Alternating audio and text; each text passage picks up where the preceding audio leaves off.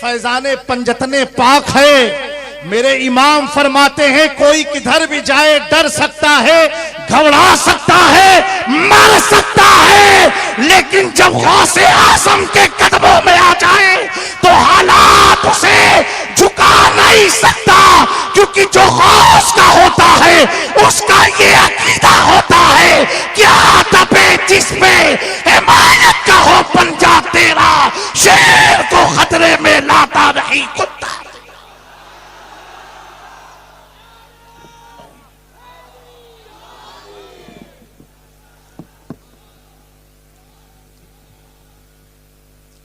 और सुने, हालात बहुत खराब है, अकीदे ऐसे तब्दील हो रहे जैसे लोग खाने को तब्दील करते हैं।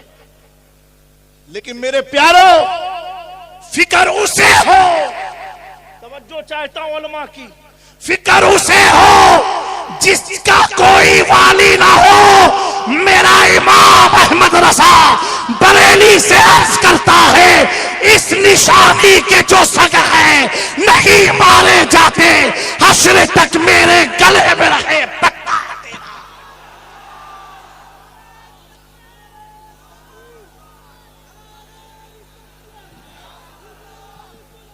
ये बात बताता हूं, मार्केट में लावारिस कुत्ते बहुत होते हैं जो भौंकते हैं तो नींदें हराम होती हैं, बच्चों का सोना दुश्वार होता है।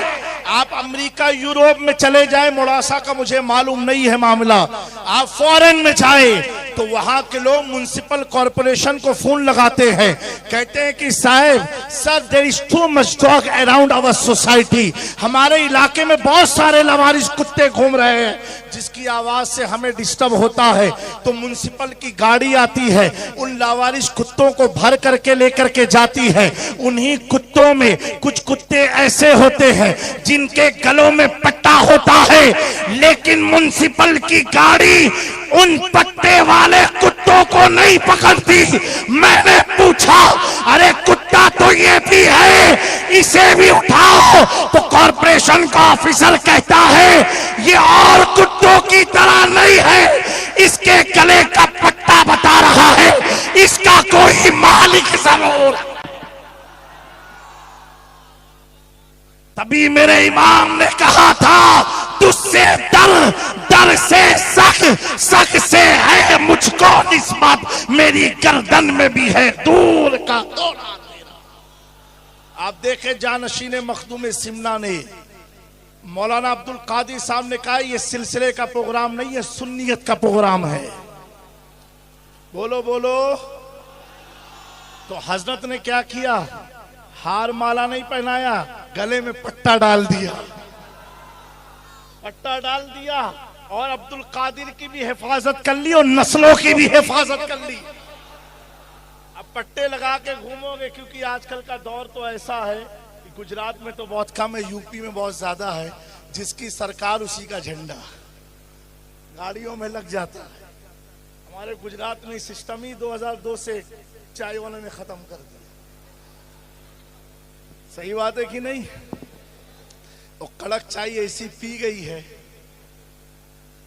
उनकी कड़की तो मुफ्ती साहब ही उतारते हैं। और आज मुझे इतनी खुशी है कि मोड़ासा वालों तुमने तारीख रकम की है, आले रसूल को भी बुलाया, आले अबू बकर को भी बुलाया। अब आप यहां सोचो मुफ्ती साहब आले रसूल के साथ कैसे दिख रहे हैं, और तसव्वुर की दुनिया में जाओ रसूल पाक के साथ अबू बकर कैसे दिखते हो।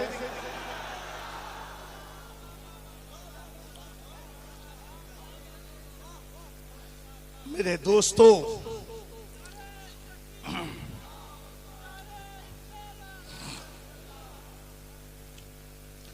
आज आप देखें इस गौसिया मैदान में,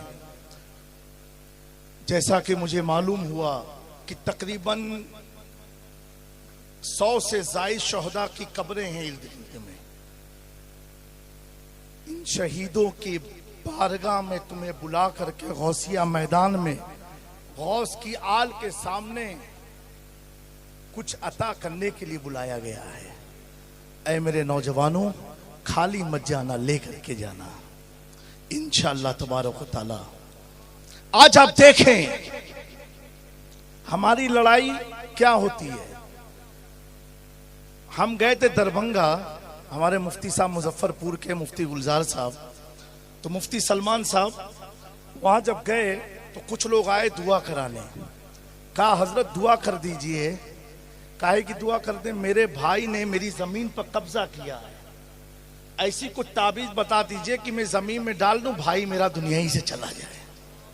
अब बताओ, ये दुआ है, पीर लोग इसलिए आए हैं दुनिया में। हमने कहा, उसकी बात सुन के मैंने कहा ये क्यों नहीं तुमने कहा कि हजरत ऐसी दुआ कर दो कि मेरा भाई के दिल में मेरे लिए नरमी पैदा हो जाए। तो हमारी लड़ाई क्या है? जमीन की, घर की। और जब कुछ नहीं है, जमीन भी क्लियर चल रही है, घर भी क्लियर चल रहा है, बीवी के साथ भी कोई मचमच नहीं है, सब कुछ ठीक चल रहा है, तो सिलसिले की लड़ाई में लग गए। चलो वो भी सही चल रहा है तो तंजीम की लड़ाई में लग गए। हम लोग ये सब लड़ाई लड़ रहे हैं। और लड़ते लड़ते आज हमारा हाल क्या हुआ है, जिस इलाके में 24 की कोई मस्जिद नहीं थी, आज उनकी 24 मस्जिदें बन गई।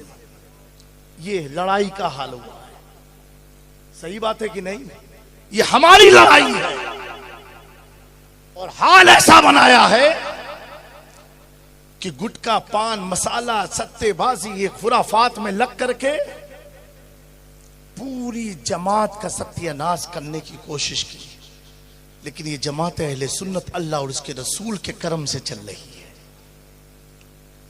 मेरे प्यारो, गौर करो, इस मैदान में आके तुमसे तकरीबन 3000 किलोमीटर की दूरी पर एक लड़ाई चल रही है जो मकान के बचाव की नहीं है, खाना खाने की नहीं है, सिलसिले की नहीं है, पीरों की नहीं है, उलमा की नहीं है, अपनी औलादों की नहीं है, जवान जवान बच्चों में नहीं है। वो लड़ाई मस्जिद अल अक्सा के तहफ्फुज की हो रही है। हमारी लड़ाई अपने घर को बचाने में लगी है, उनकी लड़ाई खुदा के घर की हिफाजत में। मेरे प्यारो, सोशल मीडिया का दौर है। आप देखो, जो मजलूम है, जिन पर जुल्म हो रहा है, जिनके लिए पानी खाने की सप्लाई को रोका गया, जिनके सामने नौजवान बच्चों को कत्ल किया गया, उनके माँ बाप के चेहरे पर कोई भी रंजो गम नहीं है, खुशहाली झलकती है। और जो मारने वाली कौम है वो रंज में डूबी हुई है, वो परेशानी में डूबी हुई है कि इतनी मिसाइलें, इतने सारे हथियार हमारे पास है, इनके बच्चों की नस्लों को हमने खत्म कर दिया, इनके सामने मासूम बच्चों को कत्ल कर दिया, उसके बावजूद ये कौम पस्त नहीं हो रही है। तो वजह क्या है? वो अगर लड़ रहे हैं तो इस चीज के लिए लड़ रहे हैं। मस्जिद है ना, हमारे सामने कितनी मसाजिदें चली गई, हम ऐसे देखते रह गए, लेकिन वो मस्जिद के लिए लड़ रहे हैं। उन्हें मालूम है ये दुनिया की आम मस्जिद नहीं है, ये वही मस्जिद है जहां से मुस्तफा को मेराज का